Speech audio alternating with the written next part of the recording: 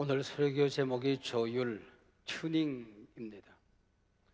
악기는 기온, 습도 등 여러 가지 조건 때문에 음이 달라질 수가 있습니다.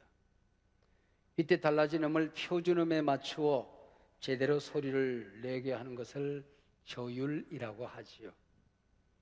오케스트라 연주에 가보면 공연이 시작되기 전 모든 연주자들이 서로 음을 요란스럽게 맞추는 것을 볼 수가 있습니다. 조율하는 시간입니다. 성악가들이나 저 같은 설교가들도 단에 서기 전에 목소리를 조율하고 섭니다. 우리 인생이나 신앙생활에도 조율이 필요합니다. 피아노가 A 음을 치면 오보에가 그 소리에 높이를 맞춥니다. 그러면 다른 모든 악기들은 오보에의 높이에 자신의 악기를 맞추도록 되어 있습니다. 우리 신앙생활 조율에도 오보에가 있습니다. 표준음이 있는 겁니다. 신앙 조율의 삼각형이라고 저는 설명을 해요. 세상이 다 변하지 않는 하나님의 말씀이 있습니다. 이 말씀이 기준입니다. 오보에입니다. 표준음입니다. 두 번째는 내가 생각하고 말하고 판단하는 모든 것이 우리 예수님께 영광이 되는가 하는 겁니다. 마지막 세 번째는 내가 판단하고 생각하고 말하는 모든 것이 주님이 피 흘려 세운 이 교회의 유익이 되는가 하는 것입니다. 하나님의 말씀, 예수님께 영광, 그리고 교회의 유익, 이게 오보에입니다. 오늘 코로나19 팬데믹으로 우리 성도들의 표준음이 많이 흔들려 버렸습니다. 삶의 우선순위, 특별히 예배 생활의 줄이 너무나 느슨해졌습니다. 이 공기 중에는 수많은 전파들이 지금 떠다닙니다. TV나 라디오를 어디에 사이클 맞추느냐 여하에 따라서 들리는 소리가 달라집니다. 눈으로 보는 화면이 달라지는 거죠. 우리의 영성도 마찬가지입니다. 세상의 사이클을 맞추고 살아가면은 세상만 크게 보여요. 세상 일만 중요하게 보여요. 하나님이 안 보여요. 신앙의 기준이 사라져버리고 마는 것입니다. 코로나19 팬데믹 2년 넘어 보내면서 다시 한번 우리는 하나님의 말씀에, 하나님의 뜻에, 교회에 우리의 사이클을 조율해야 할 시간입니다. 이전에 섬기던 어떤 교회 권사님 한 분이 계셨어요. 외동아들이 장가를 갔습니다. 근데 이 며느리 아기가 마음에 들지를 않았던가 봐요. 어떻게 키운 내 아들인데 며느리 아기가 미워 죽겠는 겁니다. 구박을 하다가 기도원에 기도하러 간다고 올라갔어요. 2주나 3주쯤 되었는데 내려왔어요. 제 서재방에 찾아오더니, 목사님, 제가 이번에 우리 가정을 위해서 기도하다가 하나님의 음성을 들었습니다. 그래요. 그래서 듣지도 보지도 못한 말을 하길래 하나님의 음성이 어떻게 들립니까? 그랬더니 빨리 이제 내려가거라. 빨리 내려가서 너희 집에 며느라이가 시집을 잘못 들어왔다. 너희 집 망하게 생겼으니까 신속하게 아들하고 그 며느리하고 이혼을 시켜라 그러더래요. 여러분, 그게 성령의 소리일까요? 악령도 치사해서 그런 소리는 안 합니다. 자기 소리를 자기가 들은 겁니다. 며느리를 미워하는 자기 소리를 자기가 듣고 하나님의 음성을 들었다고 말하는 것이죠. 영성훈련이 뭡니까? 저는 영성훈련이란 사이클을 제대로 맞추고 살아가는 것이라고 생각합니다. 하나님의 말씀에 우리 하나님에게 사이클을 딱 맞추면 하나님이 기뻐하는 건 나도 기뻐요. 하나님이 싫어하는 건 나도 싫어요. 하나님이 하고 싶은 말을 나도 하는 거예요.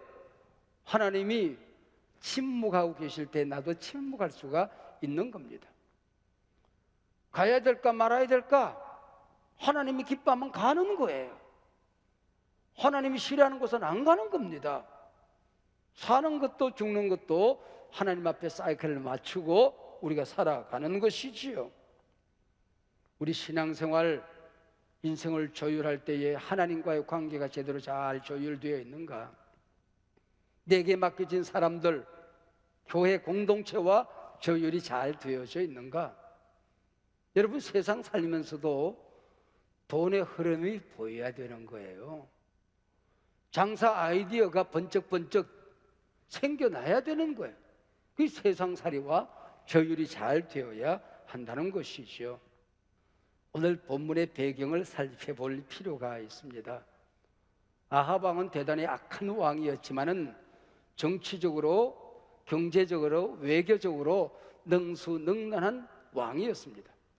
아합 왕이 죽고 그의 아들 아하시야, 그도 곧 죽어요. 그리고 여호람, 이 아들에게로 이어지면서 이스라엘은 쇠퇴기를 겪게 되는 것입니다. 이 틈을 타서 저공을 바치던 모압이 배신을 하게 되는 것이지요. 이스라엘 왕 여호람은 유다 왕 여호사밧과 아람 왕을 설득해서 연합군을 결성하고 이 모압을 징벌하러 나서게 되는 것입니다. 앞불사, 길을 잘못 들었어요. 사막으로 들어가서 일주일쯤 걸어가는데 물이 말라버린 것입니다. 비가 올 기미도 보이지 않습니다. 샘을 찾을 길이 없습니다. 여기서 본문의 주인공처럼 등장하는 이 여호람이 어떤 인물인지 우리는 살펴볼 필요가 있습니다.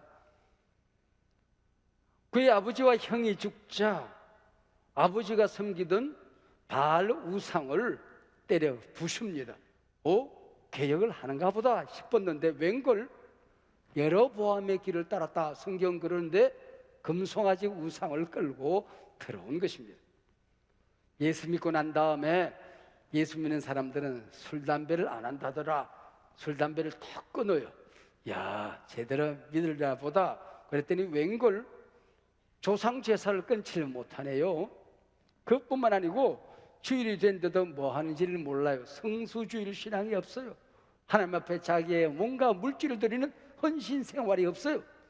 이런 사람을 두고 우리는 여호람 같은 인물이라고 하는 거지요. 전쟁이 일주일쯤 지났을 사이에 물이 떨어지고 말랐습니다. 인생을 살아가다 보면 우리도 이런 위기를 맞이할 때가 있어요. 이때 어떻게 해야 될 것인가? 우리 믿음을 가진 사람들은 인생의 문제 앞에서, 위기 앞에서 어떤 길을 걸어야 할 것인가를 보여주는 게 오늘 본문 내용입니다. 이스라엘 왕 여호람은 불평했습니다. 하나님을 원망했습니다. 하나님의 백성이라고 일컬어놓고 우리를 죽이려나 보다. 하나님의 손가락질을 하기 시작한 것입니다. 이게 여호람이었습니다. 그러나 유다 왕 여호사밧은 우리가 하나님 앞에 가서 기도해야 될 것 아니냐, 말씀의 응답을 받아야 된다, 우리를 위해서 기도해 줄 만한 하나님의 종이 어디 없느냐라고 찾기 시작하는 것입니다. 여러분, 우리가 인생 살면서 여호람의 길을 가는 사람들이 있는가 하면은 여호사밧의 길을 가는 사람들이 있는 거죠. 조율이 잘못되면 여호람이 되는 것이고, 하나님과의 똑바로 말씀과의 올바른 조율이 되어 있으면 여호사밧의 길을 가는 것입니다. 엘리사 선지 앞에 3명의 왕이 근엄한 복장을 하고 나타났습니다. 신하들을 보낸 것이 아니고 왕이 직접 나타났어요. 한 사람의 서민에 지나지 않았던 엘리사는 세 왕의 내방을 받고 두려워할 만도 하지 않습니까? 그러나 추호도 두려워하는 기색이 안 보입니다. 아니, 세 나라의 왕이 자기를 찾아왔다, 기뻐할 만도 하지 않습니까? 엘리사는 이런 일 때문에 기뻐하는 모습이 아닙니다.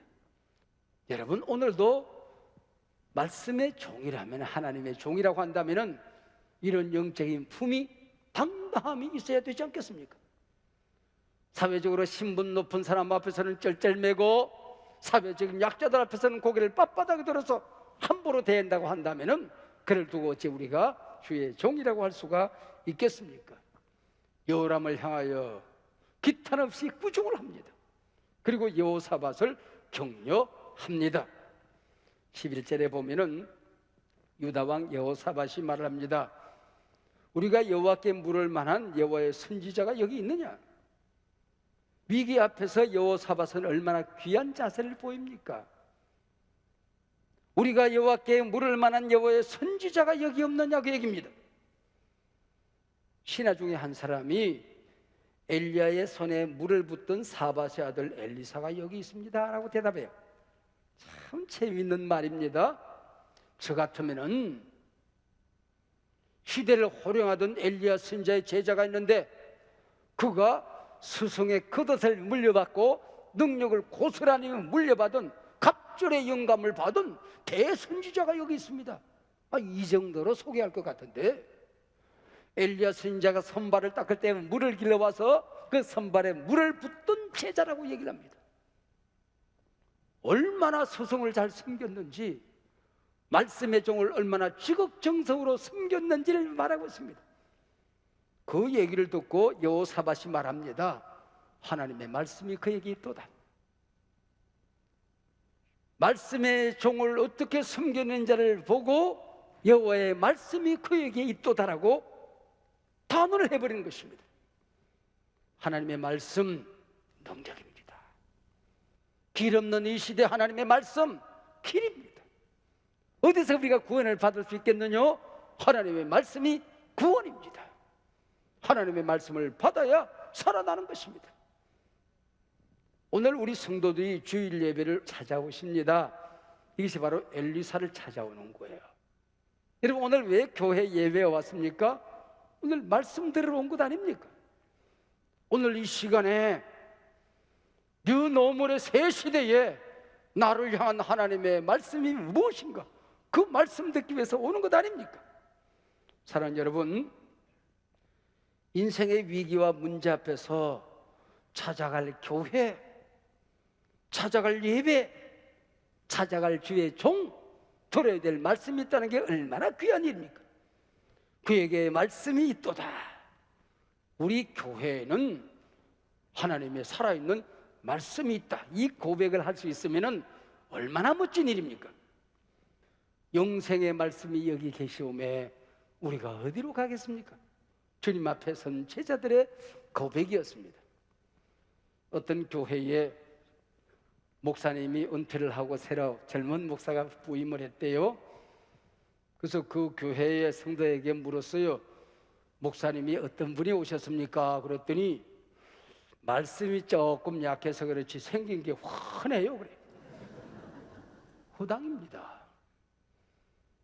또 뭐 최근에 일은 아니지만은 그 교회 어떤 목사님이 새로 부임했습니까? 그랬더니 목사님 박사이가 2개예요. 2개 그래. 내가 속으로 나는 3개다 3개 그래. 우리 목사님은 말씀이 있습니다. 우리 교회는 말씀이 있습니다. 우리 예배는 말씀이 있습니다. 이 고백이 우리의 고백이 되기를 바랍니다. 그때 엘리사 선지자가 새 왕 앞에 얘기를 합니다. 검은고 탈자를 내게 불러오소서. 하나님의 임재, 하나님의 영감, 하나님의 능력, 하나님의 말씀과 악기를 연결한 신구약 성경의 유일한 본문입니다. 여러분, 검은고는 현악기입니다. 줄을 튕김으로써 소리가 나는 것입니다. 줄이 생명입니다. 위대한 바이올린 연주가 파가니니가 4개의 군의자들 앞에서 연주를 시작했어요. 연주를 막 시작했는데 줄 하나가 툭 하고 끊어져. 그냥 아랑곳하지 않고 연주를 계속해서 합니다. 연주가 클라이막스쯤 다다랐을까요? 또 줄 한두 개가 툭 하고 터져. 그리고 내려보더니 줄이 끊어진 것을 양해를 구하고 마지막 한 줄로 멋진 연주를 해마쳤습니다.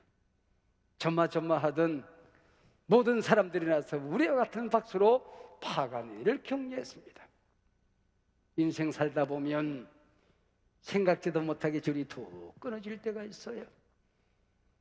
사랑하는 사람을 믿고 살았는데 그 사람이 내 곁을 떠나갑니다.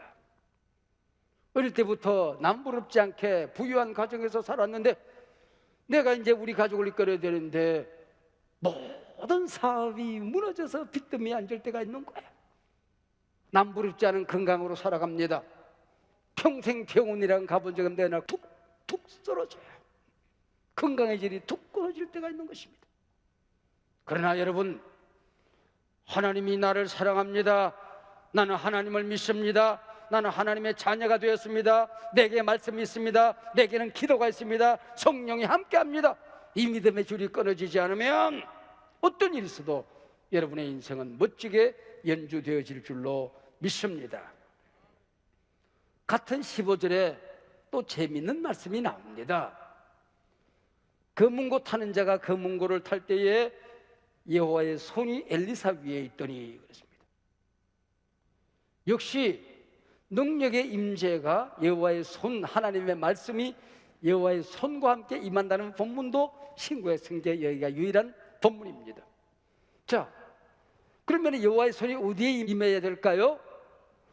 검은고를 연주할 때에 여호와의 손이 검은고 위에 있더라 그래야 될 것 아닙니까? 그러나 능력이 검은고에서 나타나는 게 아니라고 하는 것입니다. 엘리사에게 여호와의 손이 있더라 그랬습니다. 여러분, 말씀이 능력입니다. 말씀 받아야 합니다. 말씀 안에 생명이 있습니다. 말씀 안에 길이 있습니다. 엘리사 위에 여호와의 손이 있더라 그랬어요. 여호람은 바알을 섬기고 아세라를 섬기고 금송아지를 섬기는 가문입니다. 너희가 섬기던 바알에게나 가고 금송아지에게나 갈 것이 내게 왜 왔느냐? 엘리사가 화를 삭히지 못합니다. 그때 하나님의 손이 다독여 주는 것입니다. 여호와의 손이 하나님의 말씀으로 임하게 되는 것입니다. 검은고가 연주를 하려고 하면 조율이 제대로 돼야 될 것 아닙니까? 아마 연주하기 전에 조율하는 시간이 있었을 거예요. 엘리사의 마음도 하나님 앞에 조율이 되어지고 세왕도 장수들도 군인들도 하나님과의 관계가 조율되어지는 시간입니다. 여러분, 세상이 지금 뉴노멀이라고 할 만큼 전혀 다른 세상이 우리 앞에 펼쳐지고 있습니다. 기업을 하시는 분들, 조그만한 가게 하나를 하시는 분들도 세상이 달라지고 있습니다. 이 언택트 시대에 적응하지 못하면은 내놓으라는 기업들이 퍽퍽 쓰러지고 있습니다. 이 디지털 시대에 적응을 잘할 수 있어요. 조율이 제대로 되어야 되는 것입니다. 뿐만 아니라 기업도 돈만 벌면 되던 시대는 지나갔어요. 어떤 수단 방법 가리지 않고 좋은 상품만 만들면 되던 시대도 지나갔어요.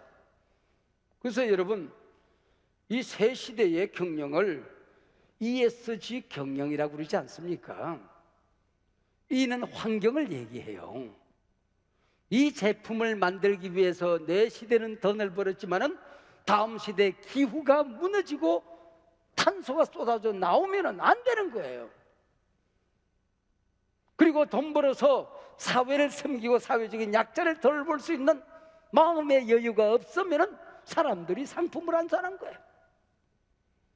그리고 경영이 연약한 사람들까지 다 품에 안고 이 거버넌스가 잘 형성이 되어져야 되는 거예요. 경영이 혁신되어져서 저 기업은 사람을 우선하는 기업이야, 이 칭찬이 없으면 사람들이 상품을 안 사는 시대가 된 거예요. 여러분, 이 세상과도 조율이 잘 돼야 되고 모든 것이 이 시대와 조율이 돼야 되듯이 우리 믿음 생활 하나님과 조율되지 않고는 지금 우리는 올바른 삶을, 올바른 신앙생활을 할 수가 없는 것입니다. 오늘 예배를 통하여 여러분의 영성이, 여러분의 찬송이, 여러분의 예배가, 기도 생활이 올바로 조율되어지는 은혜를 받으시기를 바랍니다. 하나님의 손이, 여호와의 손이 엘리사에게 임했을 때에 엘리사가 이제 됐다, 개천을 많이 팔아, 개천을 많이 팔아. 임금도 파고 장수도 파고 군사들도 파고 너도 나도 개천을 많이 팔아. 이 절망의 골짜기, 덜멩이만 굴러다니던 물 한 방울이 없던 이 골짜기에 개천을 파는 대로 물이 쏟아져 나오는데 어느 시간에 언제 물이 쏟아지느냐? 온 백성이 함께 소재 드리는 시간에, 소재 드리는 시간에 물이 쏟아지고 있었던 것입니다. 저희들은 어려서부터 문제가 있을 때마다 산에 올라가는 게 버릇이 되었어요. 신학교 다니다가 등록금 낼 때가 되면 제때 등록금을 내본 적이 없거든요. 그러면 산에 올라가는 거야. 그냥 하나님이 그냥 응답을 주실 때까지 산에 매달려서 사나무 뿌리를 뽑는 겁니다. 몸이 아파도 뭐 그 당시 병원 갈 만한 형편이 있습니까? 형편이 안 되니까 산에 올라가서 하나님 죽이시면 죽지요, 뭐 살려주세요. 사나무 뿌리 붙들고 실험하는 신앙이었어요. 그러니까 피가 끈적끈적하고 살이 만져지고 이 진흙이 만져지는 그런 신앙생활을 해왔죠.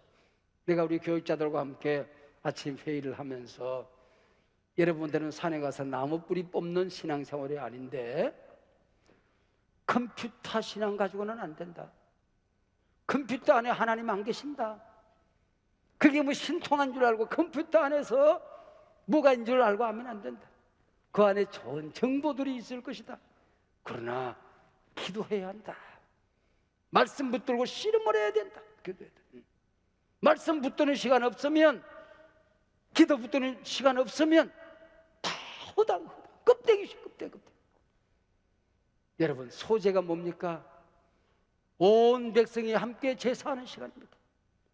주일날 이 시간에 모이면 여러분 능력이 나타납니다. 감사특반 산주가 동안 우리가 말씀 듣고 찬양하고 기도하면 여러분 하나님을 못 만난 분 계십니까? 응답 못 받으신 분 계십니까? 능력 못 받으신 분 계십니까? 왜요? 소재 드리는 시간에, 함께 모이는 시간에, 내 곁에 있는 사람이 성령 받는 그 시간에 그 임재가 임파테이션 되어서 내게도 임재가 나타나는 겁니다. 믿으시길 바랍니다. 옆에 사람이 울면 울음도 전념이 되어져요. 옆에 사람이 춤을 추면 기쁨도 전념이 되어져요. 옆에 사람이 모두 말씀에 아멘 하면 그 아멘의 능력이 내게 능력으로 나타나는 거예요. 응답으로 나타나는 거예요. 조율로 나타나는 거예요. 이게 함께 모이는데 능력이 있는 거예요. 이게 바로 소재 드리는 시간에 물이 쏟아지게 되는 것입니다. 의계인이라는 책이 있어요.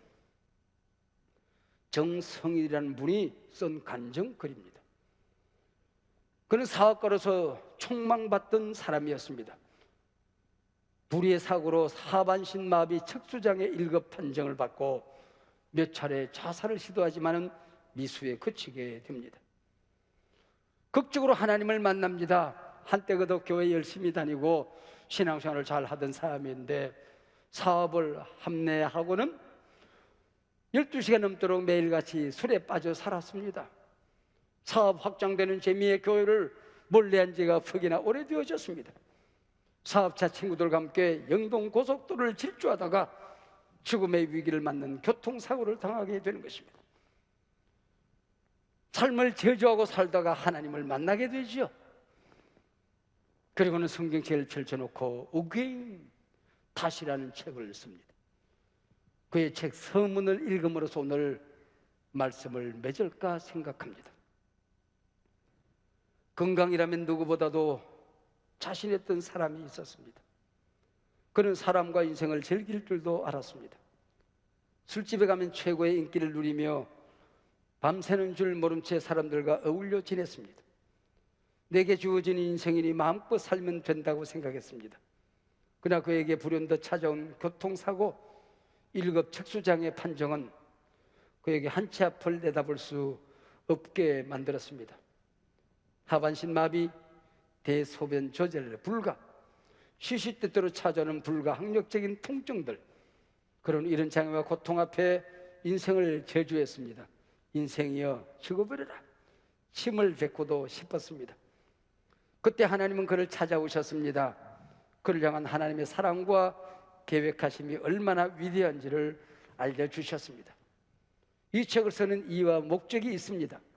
건강이들이 이 책을 읽고 건강할 때, 복을 누릴 때 하나님을 온전히 섬기며 주님께 주신 사명을 감사함으로 감당하기를 바라는 마음이 있습니다. 그리고 이 어려운 시절에 비록 벼랑 끝에 서 있는 절망을 만난다 할지라도 사지를 움직일 수만 있다면 우리는 얼마든지 하나님 안에서 다시 시작할 수 있음을 전하고자 합니다. 문제는 고난의 농도가 아니라 조율이었습니다. 지금 여러분 인생을 조율해야 할 시간입니다.